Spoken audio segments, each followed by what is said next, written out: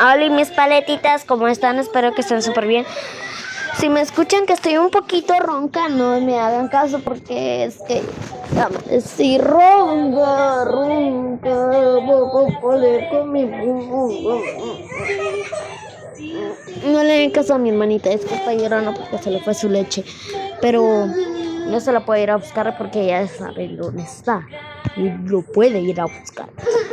Bueno, mis paletitas, vamos a necesitar que lleguemos a los 300 suscriptores, por favor. Vamos a ver que acaba de subir.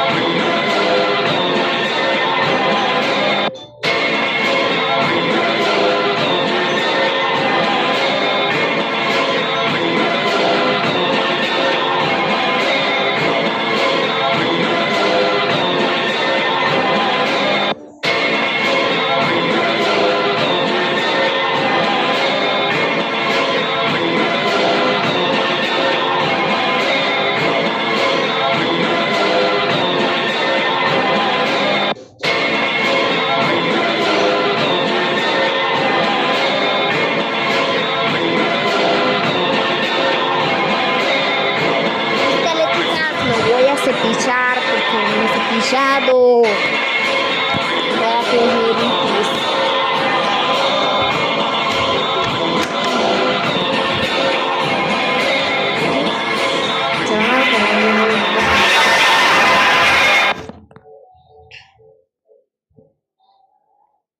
Vamos a estar viendo espérame.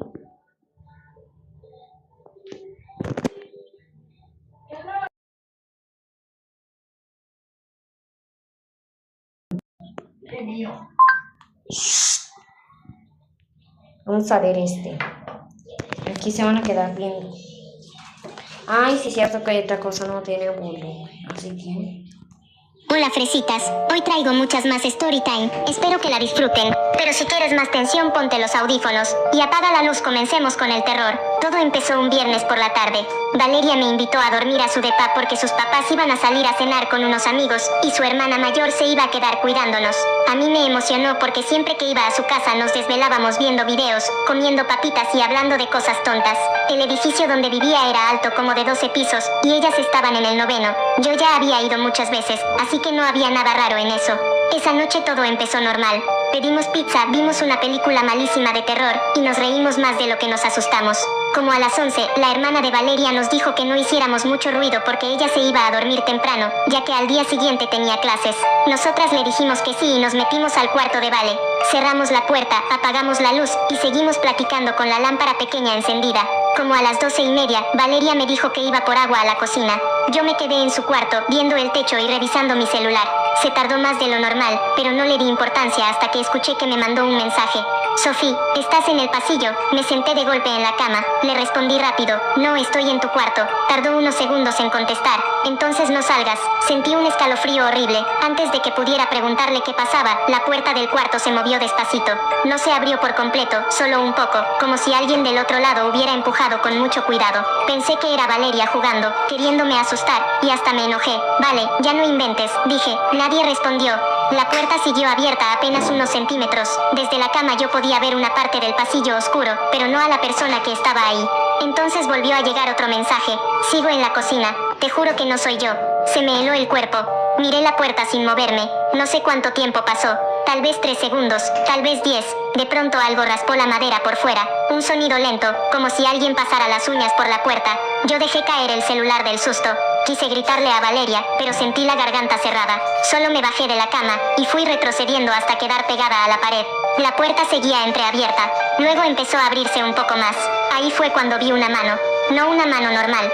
Era pálida, demasiado delgada, con dedos larguísimos y quietos, apoyados en el borde de la puerta. No empujaba como una persona, más bien parecía que estaba tanteando, como buscando entrar despacio. Yo me tapé la boca con las 2 manos para no gritar. En ese momento, se escuchó un golpe fuerte en la cocina, después pasos corriendo. La voz de Valeria gritó mi nombre desde el pasillo. La mano desapareció, la puerta se abrió de golpe y entró Valeria llorando, pálida, con un vaso roto en el piso detrás de ella. Cerró de un portazo y le puso seguro. «Hay alguien afuera», me dijo casi sin aire. Vi a alguien en el espejo del comedor. Yo le dije que también había visto una mano. Nos quedamos abrazadas en la esquina del cuarto, temblando, sin saber qué hacer. Intentamos llamar a su hermana mayor, pero no contestaba. Valeria le marcó al celular 3 veces y nada. Después escuchamos pasos en el pasillo, lentos, arrastrados. No sonaban como pasos normales, sonaban como si alguien caminara descalzo sobre el piso, rozándolo. Se detenían frente a la puerta del cuarto y luego seguían. Después regresaban, una vuelta, y otra, y otra. Valeria empezó a llorar más fuerte. Yo le escribí a mi mamá, pero no me contestó porque ya era tarde y seguro estaba dormida.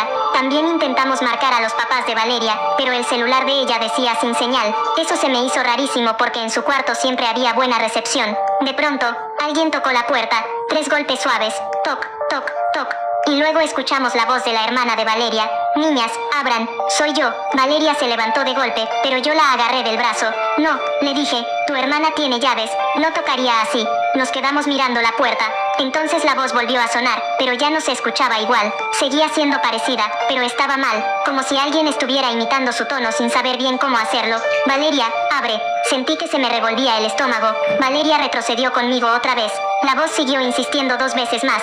Después se hizo silencio, un silencio horrible, pesado. Pasaron unos minutos eternos, hasta que escuchamos un ruido diferente, el sonido del elevador abriéndose en el pasillo. Luego, ahora sí, la voz real de la hermana de Valeria gritando desde afuera. «¿Por qué cerraron con seguro?». Valeria corrió y abrió. Su hermana entró confundida, cargando una bolsa de basura. Dijo que había bajado un momento al contenedor del edificio porque una soda se había tirado en la cocina y no quería dejar la basura adentro. Nos preguntó por qué estábamos pálidas y llorando. Le contamos todo hablando al mismo tiempo. Primero pensó que era una broma o que habíamos visto mal por la oscuridad. Pero cuando fue al comedor y prendió la luz, también se quedó callada. En el espejo grande, el que estaba frente a la cocina, había una marca. Era la huella de una mano larguísima, marcada en el vapor como si alguien hubiera apoyado la palma desde adentro del vidrio. Lo peor fue que el espejo no estaba empañado, solo esa huella.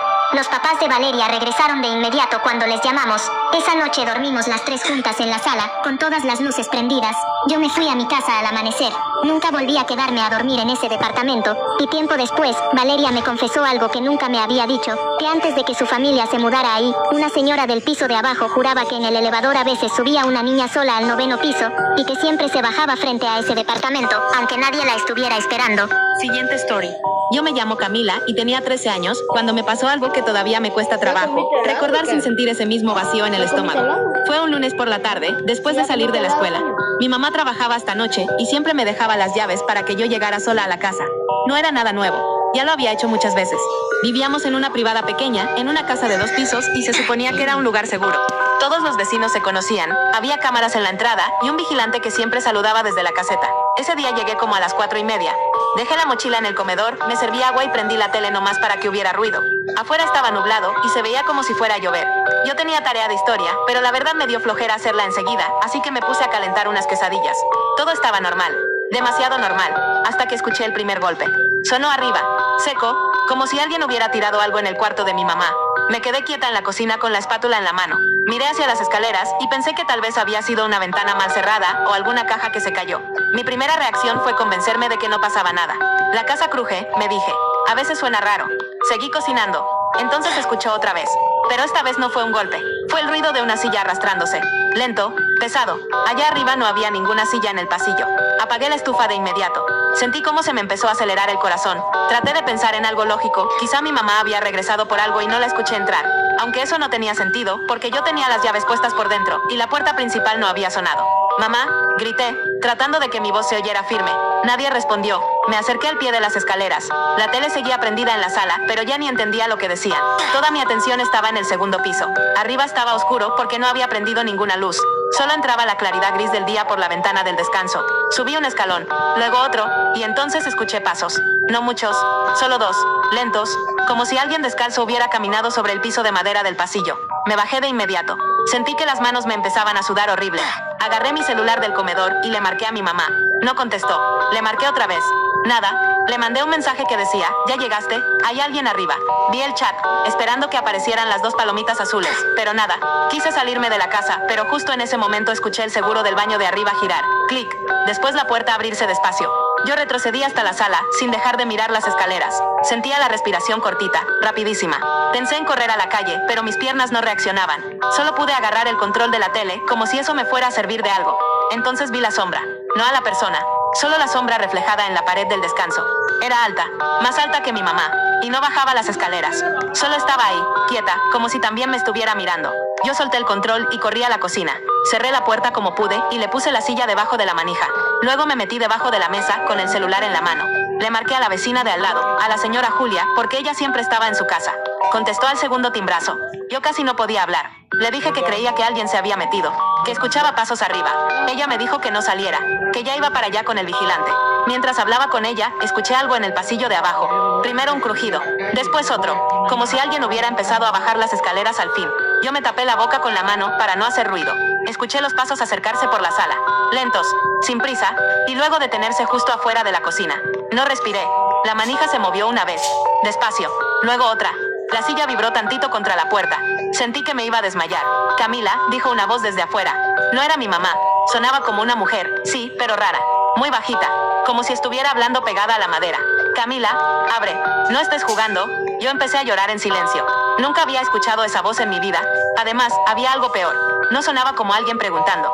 Sonaba como alguien que ya sabía perfectamente que yo estaba ahí. La manija volvió a moverse. Y otra vez. Y luego 3 golpecitos suaves en la puerta. Toc, toc.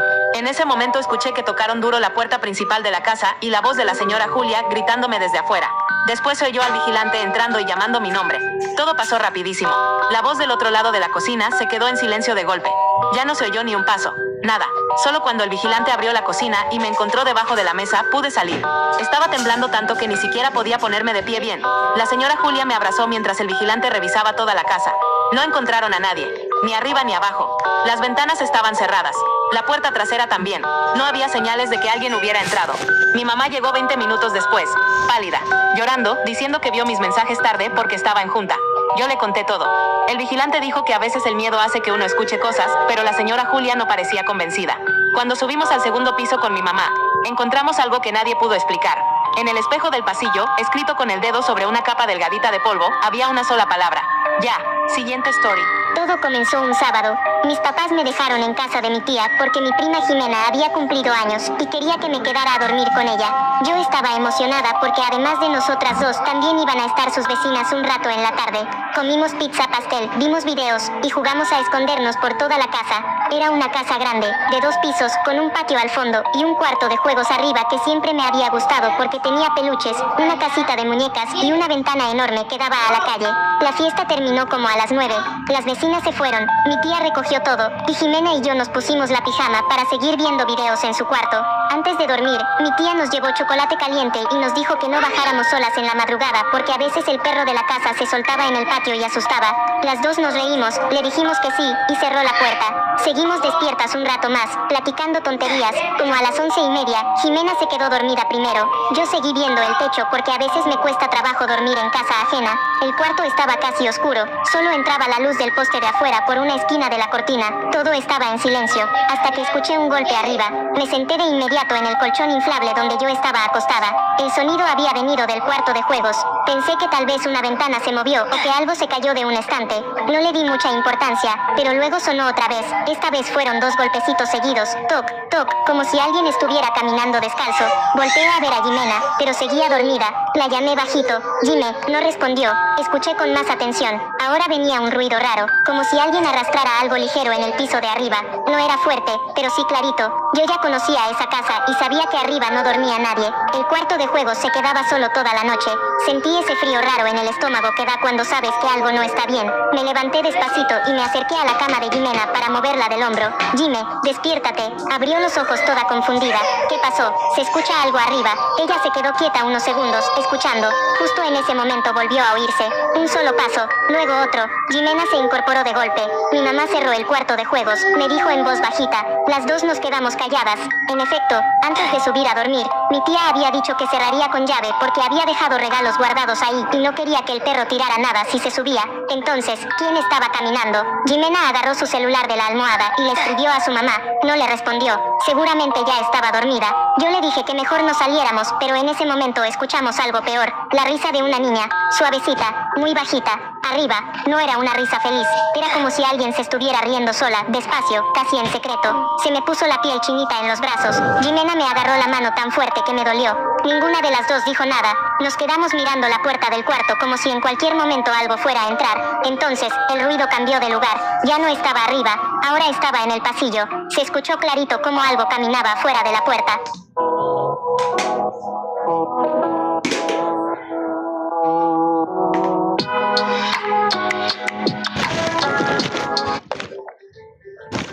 De la puerta, un paso, luego otro, muy lento, como si alguien estuviera recorriendo el pasillo descalzo, rozando apenas el piso.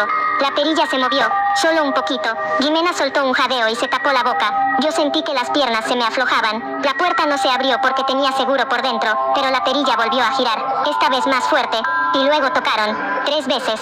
Toc, toc, toc. Quiero jugar. No conocíamos esa voz. No era ninguna vecina, no era mi tía, no era nadie de la familia. Jimena tomó su celular con manos temblorosas y ahora sí llamó a su mamá.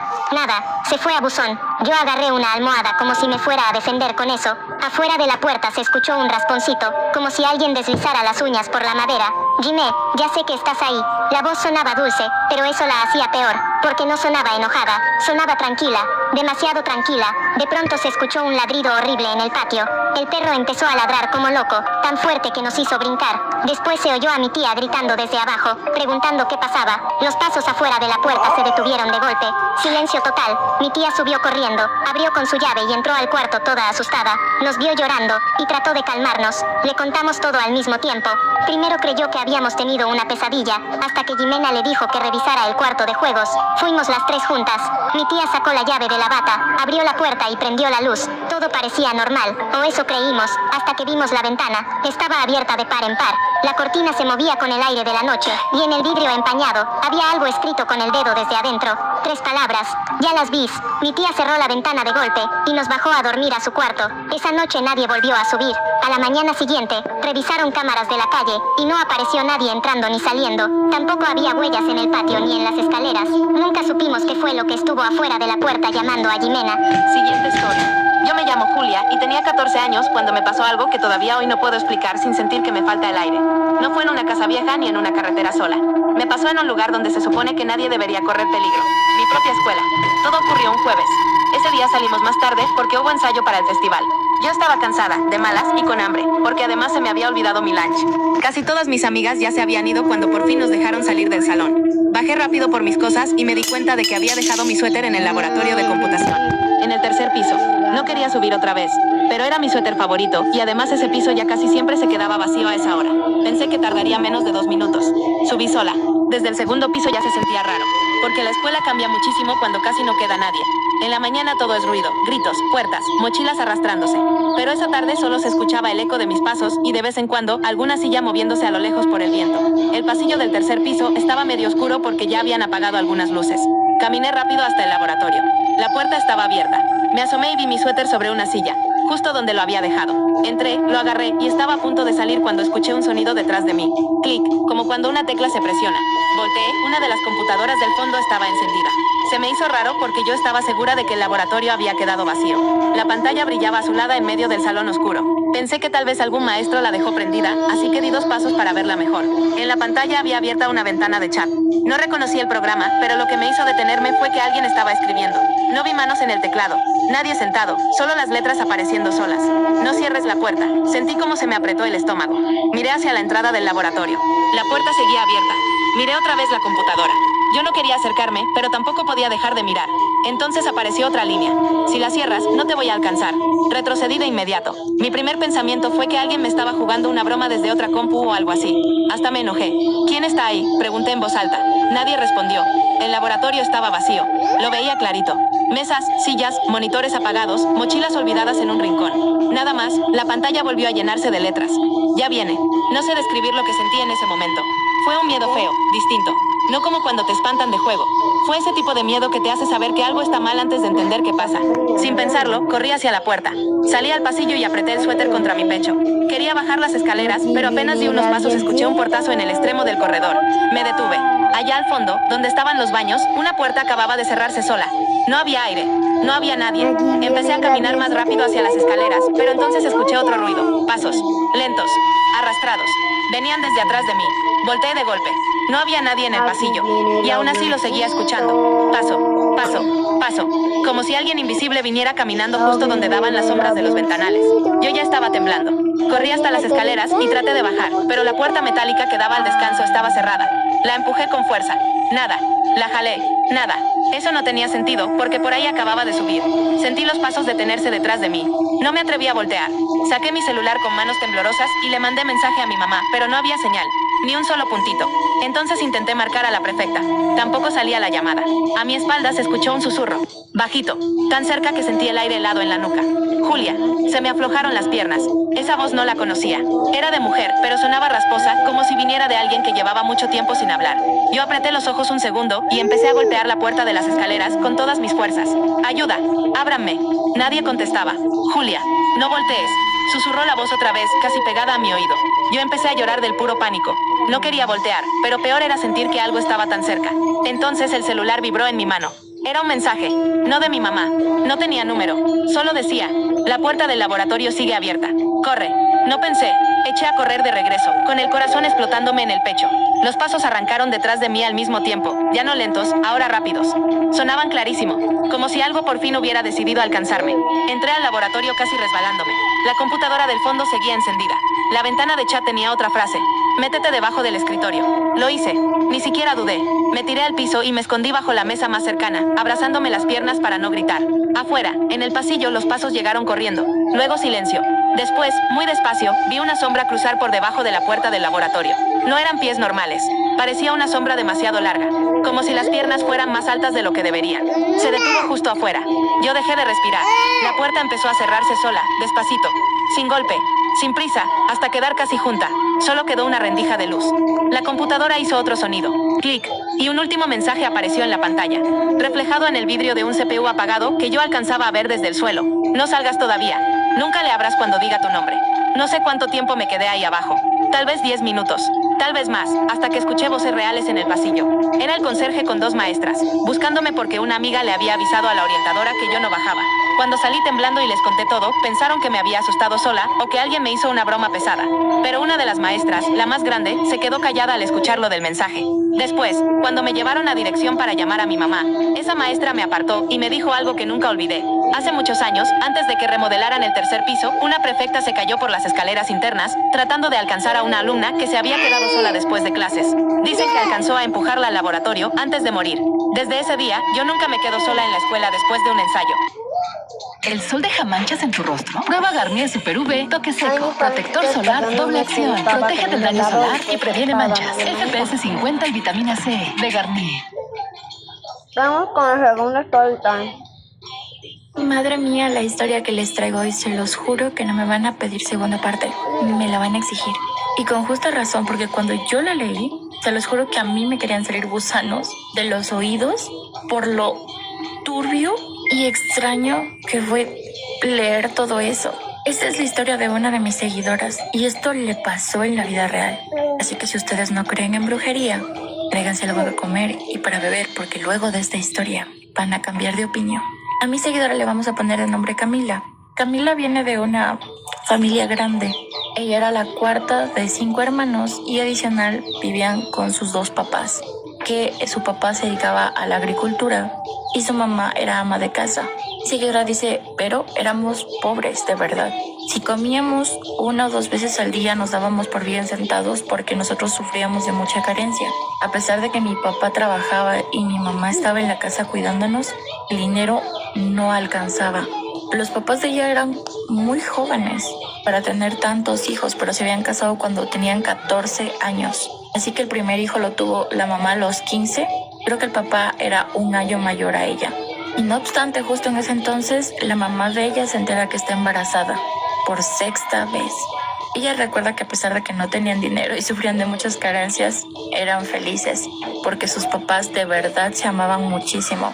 Todo eso empieza a cambiar desde que llega un nuevo hacendado y compra una de las tierras más grandes que había ahí. Eso hizo que se moviera toda la economía de ese pueblo, ya que este señor empieza a contratar a muchas personas porque empiezan a parar la casa y el papá, sin saber nada, un amigo lo mete a ese trabajo porque él solamente era agricultor, pero necesitaban un peón que él pase el material, que ponga pues los ladrillos, que haga las mezclas. Entonces él dice, yo no sé, pero aprendo muy rápido y además de que mi mujer está embarazada y tengo que darle de comer a mis hijos, así que yo le entro a lo que sea. Y como era muy trabajador, le empezó a ir muy bien. Tanto que el señor le empieza a confiar así las tierras para que empiecen a sembrar y como él era un buen agricultor, empezaron los campos ya a dar literalmente las cosechas después de meses. Ella recuerda que todo mejoró en su casa ya que él llegaba con costales de granos secos y así la señora podía cocinar y darles de comer y dice que ya comían 3 veces al día y que gracias al trabajo del señor la mamá pudo alimentarse mejor y como que el hermanito venía bien. Para ese entonces la señora ya tenía 7 meses y ya los hermanitos de ella no tenían que salir a buscar trabajo porque antes ellos salían al pueblo y a lo que les dieran y sufrían mucho peligro ya que a uno de los hermanitos de ella dice que un hombre se lo quiso llevar subiéndolo a uno de sus caballos porque antes sí, cuando pasaba la gente con dinero, no solamente se aprovechaba de las muchachitas o las dejaba por ahí golpeando y hasta a veces quitándoles la vida, sino que también se robaba a los niños. Dios sabe a qué. Todo esto empieza a cambiar porque llega una de las hijas del hacendado. Era una mujer más grande que su papá y que su mamá. Y esta señora cuando llega, desde que lo ve al papá de mi seguidora, se enamora de él. Y le empieza a llenar de presentes, de regalos. Y el señor, que sabía que si le despreciaba a la hija de este hombre, se iba a quedar sin trabajo, iba a volver a sufrir necesidad. Entonces él aceptaba los regalos y empezó a llevarse a uno de los hijos ahí a la constructora para que la señora sepa pues que estaba casado y que tenía niños y que los niños de él, por ejemplo, ya tenían 7 años, 8. La señora le empieza a decir que no, que ella no le importa que tenga hijos, que si quiere los traiga y ella le ayuda a criarlos. Pero la cuestión es que quería tener una vida con él. El hacendado, el padre de esta chica, habla directamente con el papá de mi seguidora diciéndole como a tu familia no le va a faltar nada, pero mejor que te vengas a vivir aquí con mi hija y ustedes se casen, pero tú tienes que divorciarte y dejarla a tu mujer y yo te prometo que a ella no le va a faltar nunca nada. Él le dice, perdón, pero no puedo aceptar porque yo amo a mi mujer y yo sé que después de esto usted me va a dejar sin trabajo, pero está bien. Yo me voy a retirar, pero no puedo dejar tampoco a mis hijos.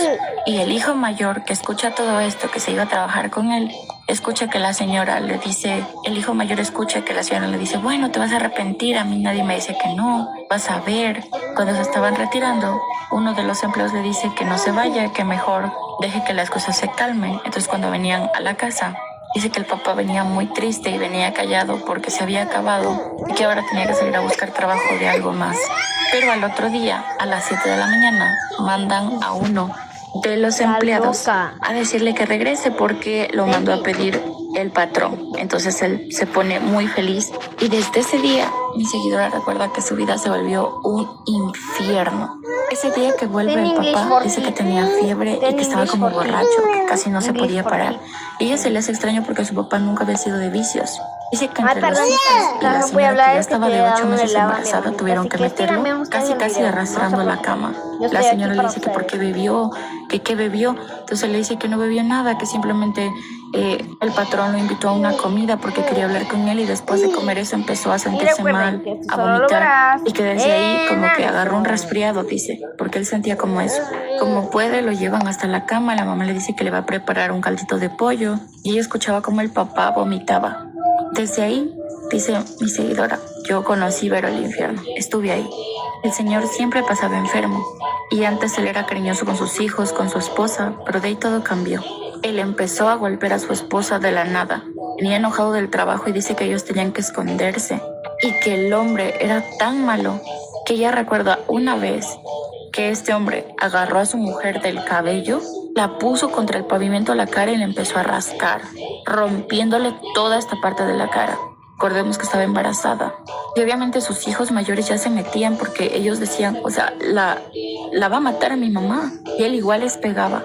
Dice que después de pegarlos, él lloraba, les pedía disculpas y decía que no sabe qué le pasa, que los odia y que los ama, pero que no puede estar con ellos. Dice que su papá cada vez se iba enfermando más y hagan de cuenta que se chupó, se hizo flaquito. Ella se acuerda que su mamá empezó a tener complicaciones por los golpes que le daba su padre. Y una noche él llega otra vez de la hacienda y la empieza a golpear. Dice que la golpea tan fuerte que lo mata al bebé, en la pancita todavía de ella, y que la señora tuvo que dar a luz un bebé muerto, así como escuchan.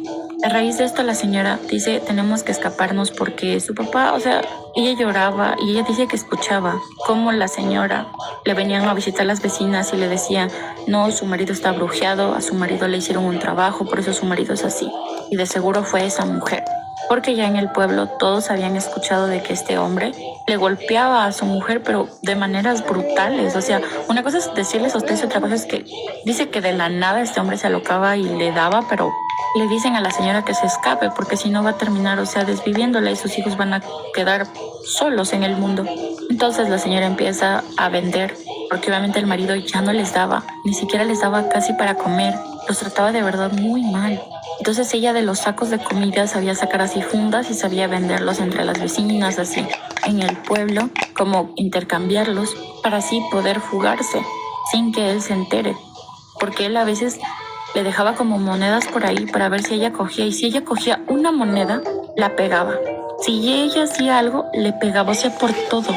Y luego él se disculpaba, dice que ella recuerda que su padre se arrodillaba, le decía, no sé qué me pasa, de verdad, no te quiero pegar, pero no sé qué me sucede. Un día, ella dice que lo escucha al papá vomitando, y él le grita que le pase algo para limpiarse la boca. Y dice que cuando ella se acerca, se da cuenta que el papá vomitaba larvas, gusanos vivos, unos gusanos gruesos, grandes, blancos. Y no solo eso, sino vomitaba ramas. Y ella dice, pero yo vi cómo él vomitaba eso. Y cuando yo le dije, papá, ¿qué pasa? Él me dijo, ¿qué quieres? ¿Que te los haga tragar? Mejor lárgate de aquí. Y un día pasa algo horrible. Ellos estaban a punto de escaparse, pero al señor le dan el pitazo. Dice que ella dice, no sé quién le avisó a mi papá. Pero él llega y mi mamá nos manda toditos a que nos escondamos como siempre. Entonces ella le empieza a decir, tú ya no eres del hombre que me enamoré, yo tengo que irme con mis hijos porque tú nos estás matando de hambre, mataste a nuestro hijo, y le empieza a decir cosas así. Entonces este hombre, si son sensibles, sálganse del video en este momento. Agarra a su mujer y nos quedamos en la parte donde el padre la agarra a la mamá de mi seguidora mientras los niños estaban en la casa y acaba con su vida. Ella recuerda que la alzó en el aire y la tiraba y la golpeaba una y otra vez. Al principio la madre gritaba que la ayudaran y después ya dice que ya no había más que un silencio de lo que este hombre estaba cansado jadeando y solo se escuchaba el sonido, ella dice, de los huesos que se rompían de mi madre, que mi padre lo estaba haciendo, mientras que todos sus hermanitos estaban escondidos. Luego dice que él se arrodilló y lloró y le pedía disculpas, pero le decía, tú no me vas a dejar porque eres mi mujer, y le hablaba como si todavía estuviera vivo. O sea, de verdad, esto es algo muy loco. Y luego este hombre que estaba empapado del líquido rojo de su mujer, dice que se fue. Y es ahí donde ella recuerda que su primer hermano, el mayor de todos, sale y entraron en shock.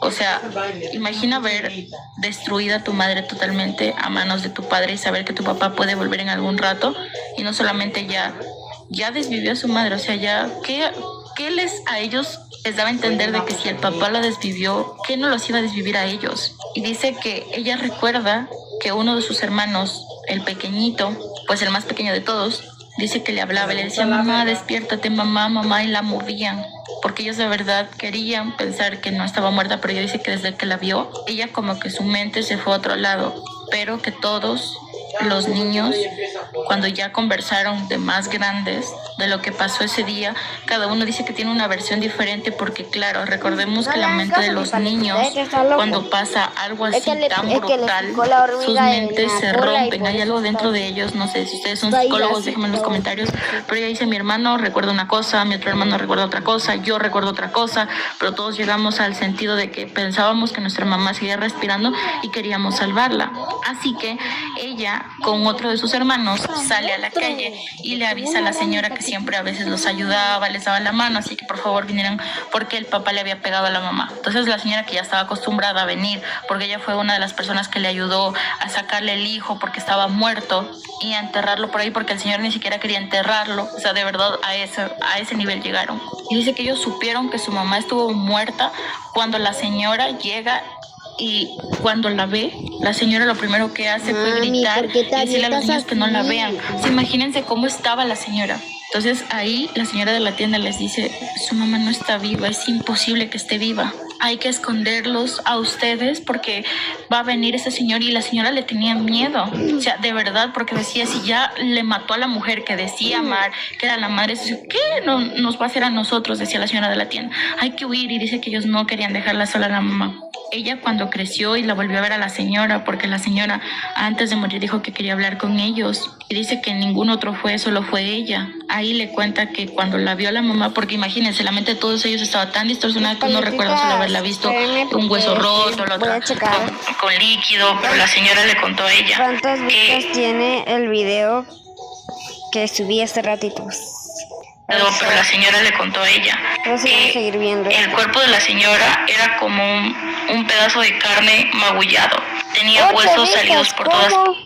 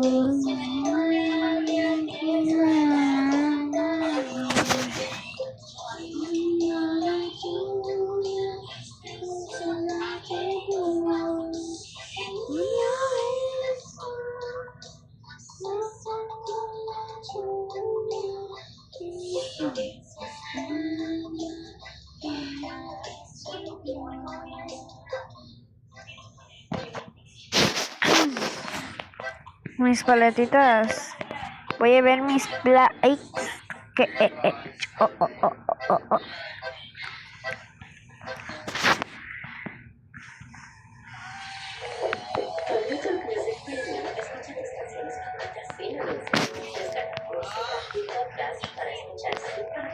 Ay, ahorita veo que voy a buscar, veo. Ay, que...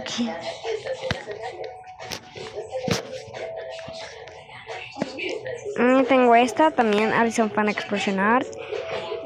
2 suscriptores, Fidel, sin canal, Tochita Cabrera, 5 suscriptores, Eduardo Najera, Francisco Méndez, aquí está mi mamá, Alejandra Sánchez, Hanna sin canal, Hanna Guadalupe sin canal, Camila Noemi Pérez, sin suscriptores. Agregar una cuenta infantil. Obvio que no.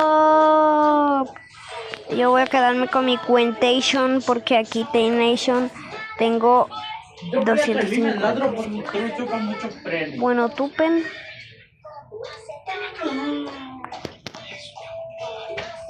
Bueno, mi paletita, espero que les haya gustado este video. Bueno, dejen su like, suscríbanse y coméntenme qué les ha parecido este video. Bye.